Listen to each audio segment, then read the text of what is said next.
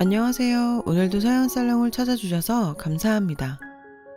몇 년 전 결혼해서 첫 아이를 임신 중인 여성이에요. 제 직업은 웨딩 플래너예요.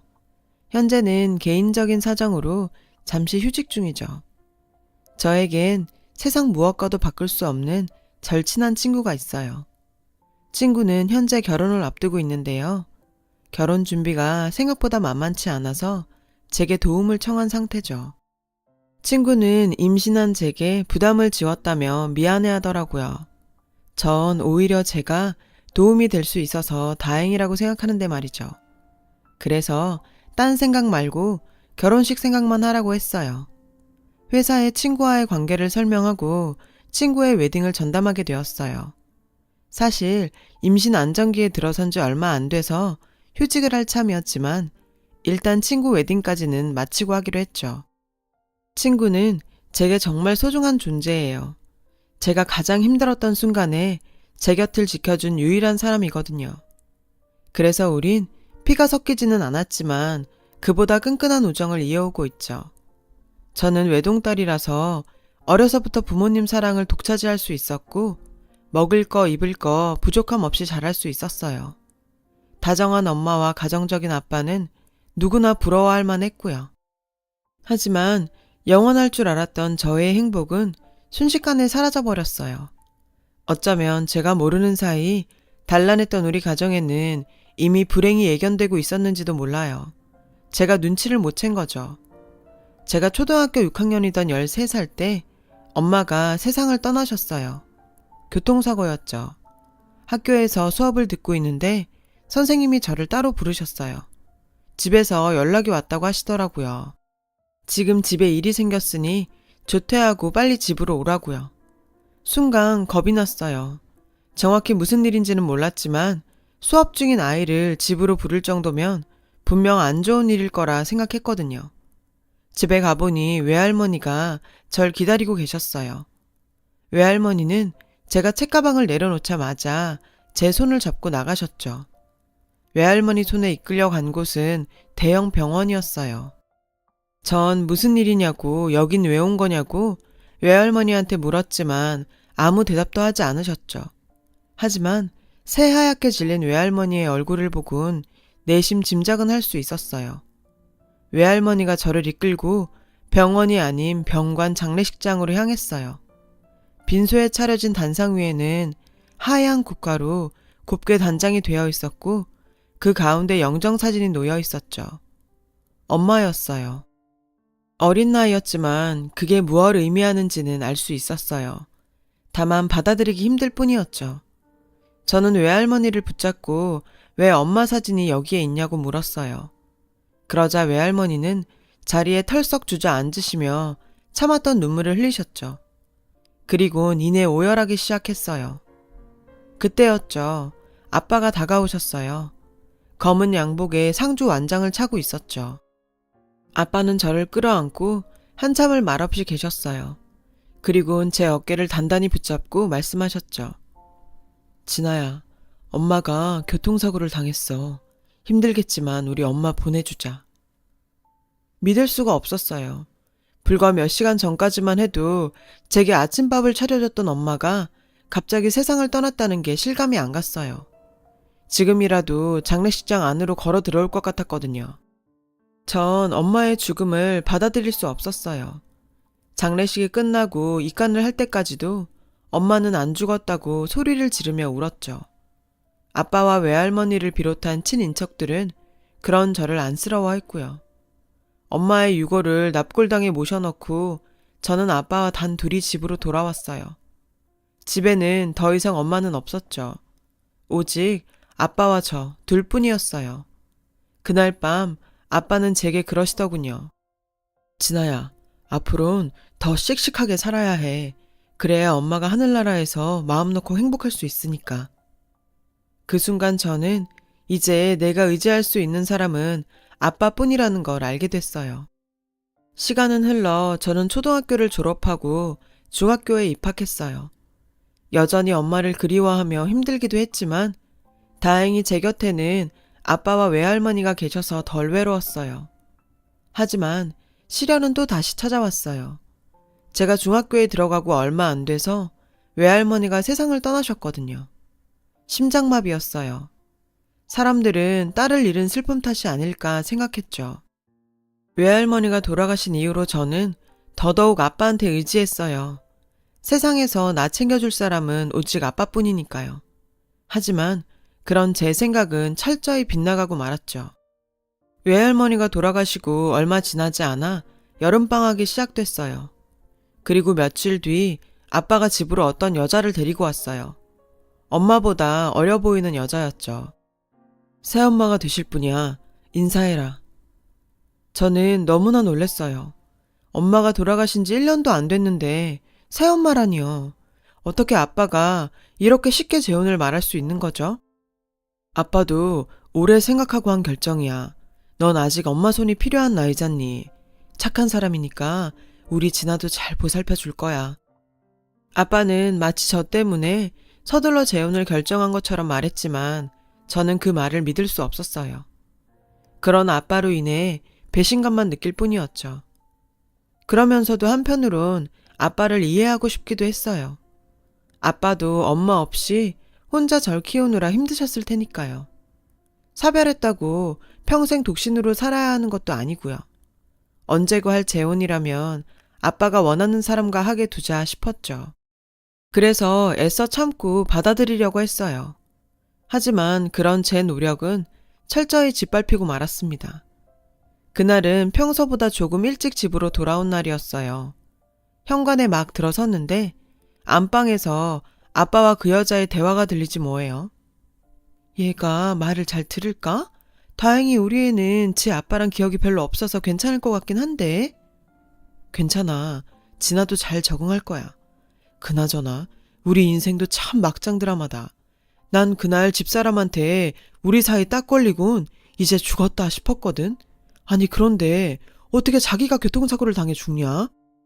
그러니까 당신 부인이 멍청한 거지. 자식도 있는 여자가 몸 좀 살릴 것이지.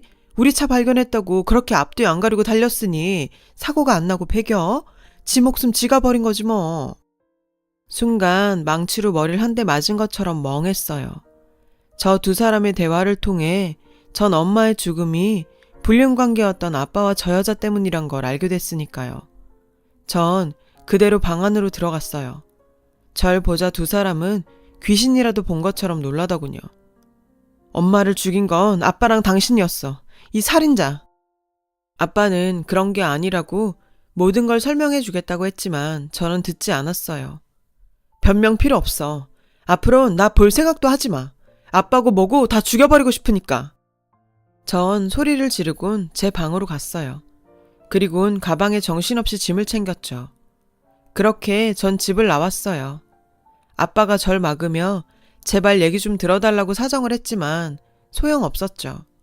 제 머릿속에는 오로지 아빠로부터 벗어나야겠다는 생각뿐이었으니까요. 아빠가 악마처럼 느껴졌거든요. 그리고 그 여자도 마찬가지였고요. 제게 그들은 엄마를 죽인 살인자였으니까요. 가방을 끌고 거리를 헤매는 내내 눈물이 멈추지를 않았어요. 믿었던 아빠에 대한 배신감과 그런 아빠 때문에 억울하게 죽어야 했던 엄마가 불쌍해서 참을 수가 없었죠. 그렇게 한참을 걷다 보니 버스 터미널이 나왔어요. 딱히 갈 곳이 없었던 저는 아무 버스나 잡아 탔어요. 종점까지 가서 내려보니 낯선 지방도시더라고요. 순간 막막했어요. 제 수중에는 현금 몇만 원과 교통카드, 그리고 통장에 모아놓은 세뱃돈 200만 원가량이 다였거든요. 제 나이를 생각하면 큰 돈이지만 정착을 하기엔 터무니없이 적은 돈이었죠. 전 일단 가방을 끌고 근처 찜질방으로 갔어요. 거기서 며칠을 지내다 보니 돈을 아껴야겠다는 생각이 들더라고요. 언제 어떻게 될지 모르니까요. 그래서 찜질방을 나와 정처 없이 돌아다녔어요. 끼니는 삼각김밥으로 때웠고요. 그렇게 걷고 또 걷다가 해질 무렵에 어느 교회 앞에 다다르게 됐죠. 마침 교회에서 누가 나오고 있더라고요. 옷차림을 보니 목사님 같았어요. 저는 무작정 목사님한테 달려가선 매달렸어요. 목사님, 저 좀 도와주세요. 갈 곳이 없어요. 잠시 당황하셨던 목사님은 친절하게 무슨 일이냐고 물으셨어요. 저는 거짓말을 했죠. 엄마는 돌아가셨고 아빠가 매일 때려서 집을 나왔다고요. 교회에서 일을 시켜도 좋고 다 좋으니 제발 먹고 자게만 해달라고 했어요. 목사님은 일단 저를 경찰서로 데리고 가셨어요. 경찰 아저씨는 제 이름과 집 주소를 묻더군요. 저는 혹시라도 아빠한테 연락할까봐 이름 외에는 아무것도 답하지 않았어요. 다행히 목사님이 경찰 아저씨한테 제 사정을 설명해 주셔서 그 지역 청소년 쉼터로 가게 되었어요. 그렇게 저는 쉼터에서 살게 되었고 쉼터 선생님들은 저를 그 지역 학교에 다닐 수 있도록 등록해 주셨어요. 완전히 새로운 삶을 시작하게 된 거죠. 솔직히 너무 일을 크게 벌린 게 아닐까 하는 생각도 들었지만 아빠가 한 짓을 생각하면 그런 걱정은 싹 사라졌어요. 쉼터 생활과 새 학교에 적응하는 데는 그리 오랜 시간이 걸리진 않았어요. 적응이 되니 나름 자유롭고 좋은 점도 꽤 있었어요.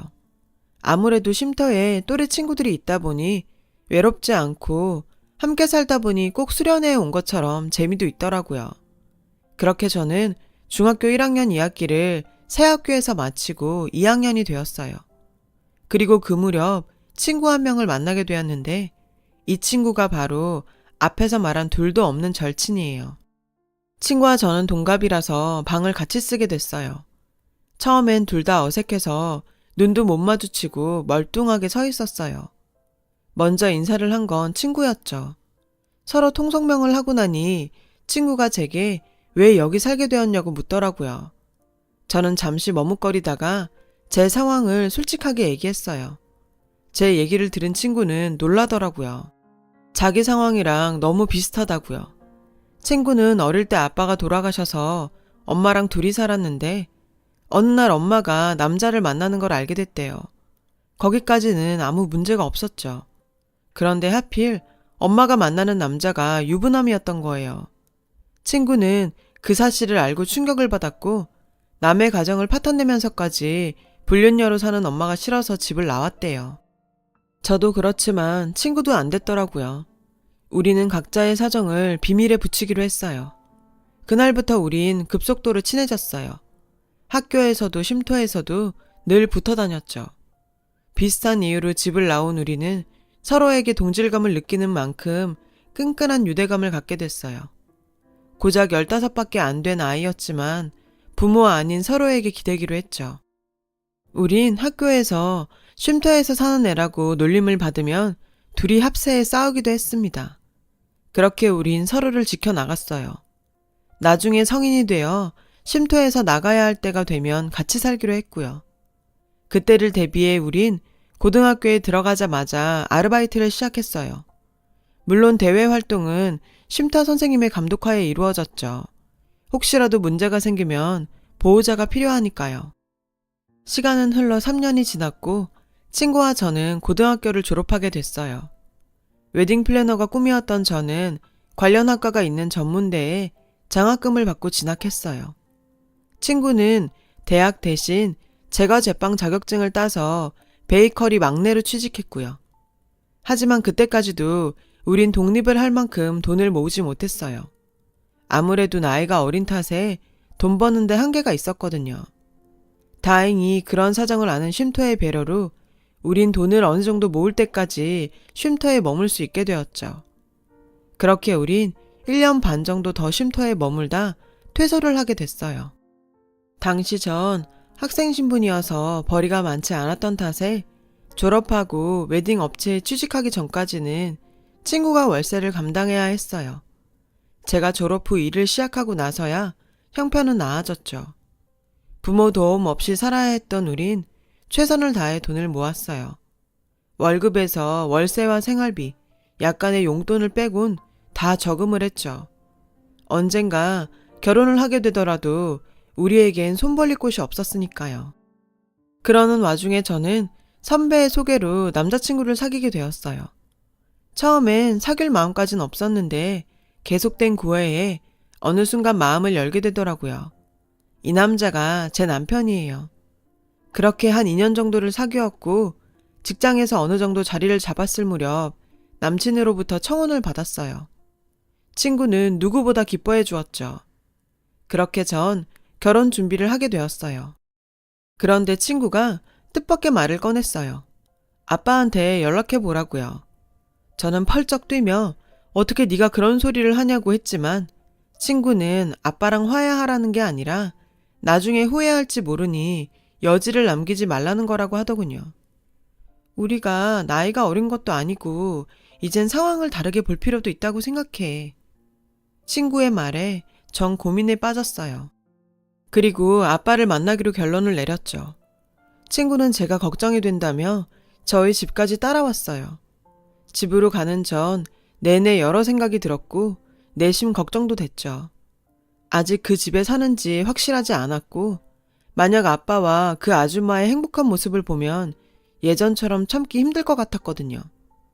그리고 마침내 집에 도착한 순간 문패에 새겨진 아빠 이름을 보고는 아직 살고 있다는 걸 알게 되었죠.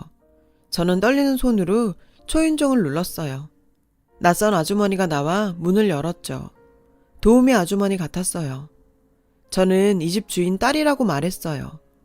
그러자 아주머니는 어머, 몇십 년 전에 집 나간 그 딸? 하고 묻더군요. 제가 고개를 끄덕이자 저와 친구를 집 안으로 들이셨어요.